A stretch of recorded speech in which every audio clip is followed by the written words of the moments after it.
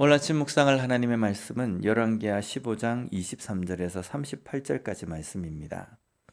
오늘 본문은 이번 주 월요일 묵상 본문입니다. 오늘 본문에는 북이스라엘의 마지막 왕들에 대해서 기록합니다.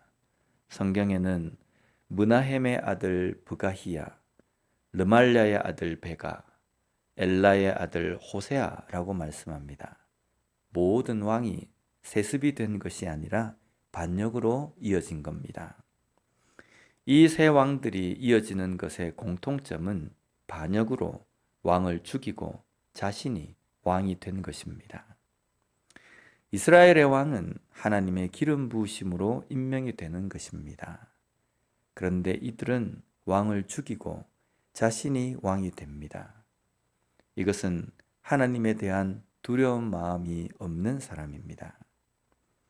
다윗과 비교를 한다면 사울이 왕이 되었을 때에 사울이 자신을 죽이려고 할 때에 사울을 죽이고 고단한 도망자의 신세를 청산할 수 있는 기회가 여러 번 있었습니다.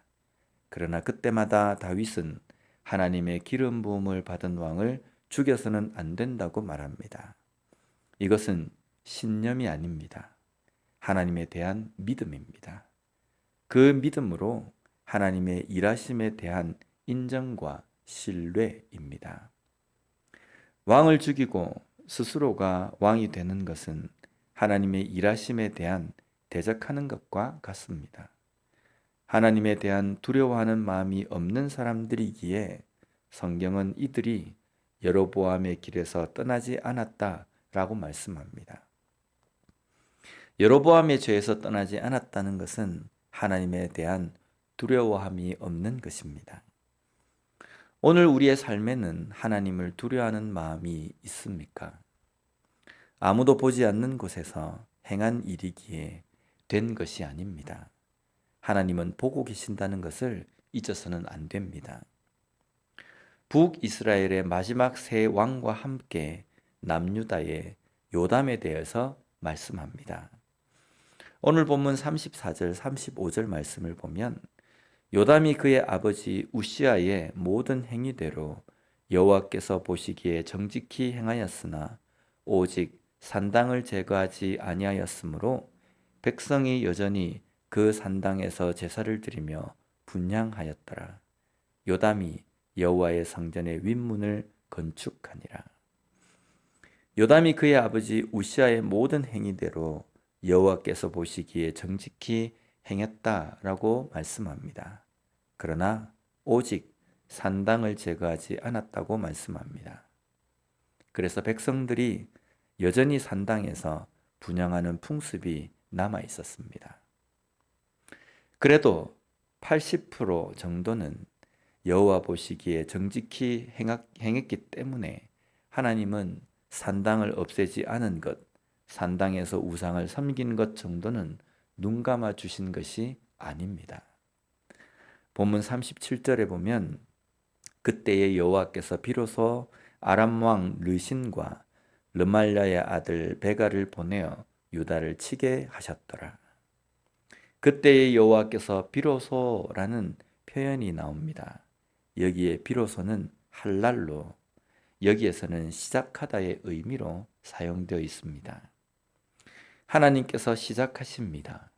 하나님께서 시작하신 것은 바로 남유다 요담을 심판하신 것입니다. 아람 왕과 북이스라엘의 베가 왕으로 남유다를 치게 하셨습니다. 여전히 산당에서 분향하는 왕과 백성들을 비로소 치신 겁니다. 요담의 모습은 하나님 보시기에 여전히 악한 모습이었습니다.